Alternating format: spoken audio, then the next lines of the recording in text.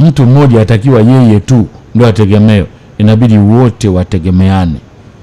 Ndio maana anayekusaidia haswa ni yule anayekuwezesha, sio yule anayekupatia. Anayekuwezesha ili pia lengo likiwa na wewe ukawa usaidie na wewe, na wewe pia uadibike. Kwa hiyo sio yule ambaye ukiwa na njaa njoo anakupa chakula badala ya kupa ndoano nendo kavue mwenyewe.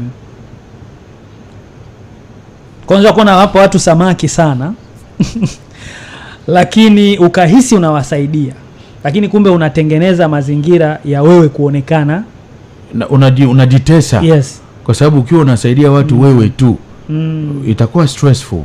Mwisho wa siku utakata tamaa. Kwani wewe ni Mungu? Mtu ambaye yuko anastahili kwenye hali hiyo ni Mungu tu na afanye hivyo.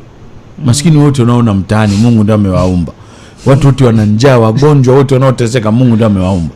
Manake Mungu anajua masharti kwamba hataki kubeba mizigo ya watu wote. Amekupa sura na mfano wake, jibebe na wewe. Na Mungu anajua hilo, sio kama inavyowakilishwa leo kwamba wewe kaa Mungu atafanya kila kitu. Aliwaambia kina Musa, subiri mtaona. Si Musa alipiga maji fimbo? Alifanya something. Mungu aliwanyanyua akawahamisha. Walitembea wakavuka wenyewe. Kwa hiyo inabidi utumie miguu yako, tumia fimbo yako, hakikisha umewajibika kwa nafasi yako.